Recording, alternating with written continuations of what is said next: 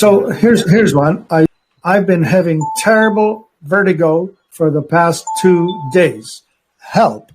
Anyone know of any home remedies? Okay, so does anyone know of any home remedies? It goes like this. You are begging for a button, an easy button that you can push. You want a silver bullet that will take you out of the misery. And it's the seduction of the mainstream, of the pharmaceutical, allopathic medical system. They say that they have these pills that you can take that will take it away. All they do is focus on symptoms. So fibromyalgia is an illness of, let's just say, 7 or 8 or maybe 10 symptoms. If you start taking pills, you will take pill for that symptom and that symptom and that symptom. Unfortunately, those things will interact with one another, and you will have to start taking pills that deal with the side effects of the pills that you took for a symptom A or B or C. There's absolutely zero chance that you can get to a victory using that method. Martin, I want to revisit what you said about the nutrition. And that is the other thing that's been really insidious is we've been taught and trained to only eat things that taste good. Yeah. Pleasure, seeking pleasure. Seeking pleasure. So you seek pleasure, short-term gain, and it gives you long-term pain because a lot of the things that are, like I think of the Exula products, right? The green drinks that I drink all the time, and I drank them when they tasted really bad. Now, it's been years, and they taste fine. They don't taste like a chocolate shake. You know, I don't go, ooh, I can't wait. But I know that it's really important to my health, and I drink it, and I don't drink it like, oh, this is really bad. I remember telling you how bad it tasted, years ago. Like, this is awful. Yeah, but it's really good for you. Oh. So you have to go through, it's like a curtain and a bunch of curtains. Like you have to keep going through these curtains and unlearning a whole bunch of things that we've been taught, which is like, cake, birthday cake, cake, muffins, Halloween candies, all these things, Coca-Cola, cream and sugar in your coffee. I mean, it's all about tasting really good, which is gluttony, one of the sins, right? Yeah, maybe, but it's also an addiction. It's like, I know of a man, you know of him too, who said, I will not give up my evening brandy. I would just as soon die than give that up. Yeah. It was whiskey. All right. Whatever it is, whatever you associate with the most pleasure, you would not want to give up because life is not worth living without it. Right. But here's the key, I think. Instead of addiction, let's call it a habit. Okay. So what I've been taught is you cannot get rid of a habit. You can replace a habit. So I want to smoke. I don't want to smoke, but I'm addicted to cigarettes. Get carrot sticks or get something else that you can stick in your mouth because half of smoking is the mouth. And if nicotine makes you feel good, then just start using nicotine pouches. Right. Or gum or whatever. Right? Yeah, something. So you have to look at the things that you're eating or drinking that is not good for you, like potato chips. Okay, what can I eat instead of potato chips? Right? Celery sticks. And you just gradually move yourself off of those things. Or you go out into the woods and you only have super good, taste terrible food, but you're 50 miles away from the grocery store and you don't have a car. So you're stuck there. And you go in the corner and you get the fetal position because you can't get your sugar fix. And 3 weeks later, you come out and you're over it. And then a week later, it's Thanksgiving and your mom invites you over and there's this big on and on pie and you're back, a month later in the woods because your addiction came back. Yeah.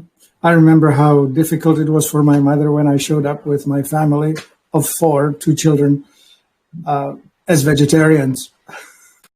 And we said, we're going to do it as vegetarians.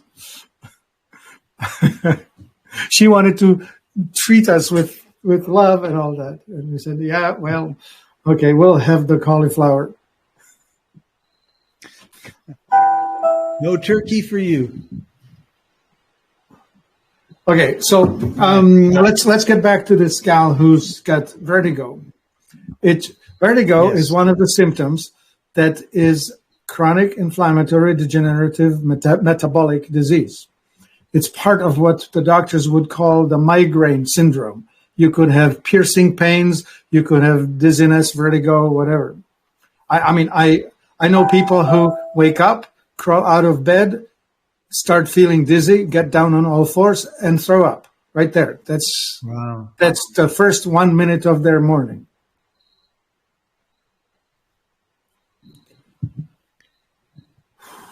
So what do you do? Yeah. Well, the problem is the same for statements: toxicity, malnutrition, stagnation, and trauma.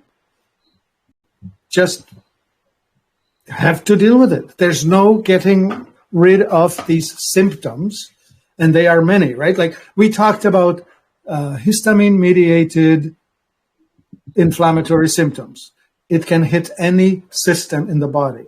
Nerves, reproduction. Women will have dysmenorrhea or some kind of whatever trouble with the reproductive system. Or you can hit your, I don't know, what else could we think of? The balance of the... What you're saying is if I wake up in the morning and I get up, I feel good, I'm laying in bed, I get up, I don't get up like super fast or anything like that, so the blood's not running out of my head. And then I get up and I stand up and I'm like, oh, I'm feeling kind of vertigo. Probably the first thing I should do is, what did you eat last night? What did you eat yesterday afternoon? And then, it could be as immediate as yesterday, but it could also be a long term, right? Like, for example, wheat does not leave your body for 10 days, right? The effects of wheat are fairly long. So if you say, I'm gluten-free except for Fridays when I go to have pizza with my buddies, you never have a day when your body isn't under the effect of gluten. Right. But I may have vertigo all the time, or maybe I just have it once in a while. Right. And if you have the once in a while, then the detective plays a really important role. Yes. Right. Yeah. If you have it all the time, then you know you've got to detox. You've got to get rid of the toxins. You have to change your diet. You have to change what you're drinking. You should meditate and relax. Your cortisone levels are probably through the roof. Your body is breaking down, and this is just like the engine light that you take the gum out of your mouth and you cover so you don't see it doesn't mean that your engine isn't in trouble. But the fact that your engine has an issue doesn't mean that it's oil or it's the carburetor or it's the pump, or like, you don't know what the problem is. All you know is there's a light on that tells you got to go see the mechanic, and he then plugs in his computer thing that then says, oh, well, you need this, and that's not working, and this needs to be tuned up, and tells you all the lists of things that need to be done. Whereas if you think, oh, well, the light came on, I need to change the oil, and you change the oil, and you've covered it up with your gum, and it wasn't the oil, you're not going to get, your car's not going to get better. Yeah, all that. So, my dear Stacy, well, there's a lot of people out on the group that talk about the pharmaceutical solutions. They talk about gabapentin, and they talk about Cymbalta, and they talk about Lyrica, and they talk about low-dose naltrexone, and all kinds of chemical ways of getting there.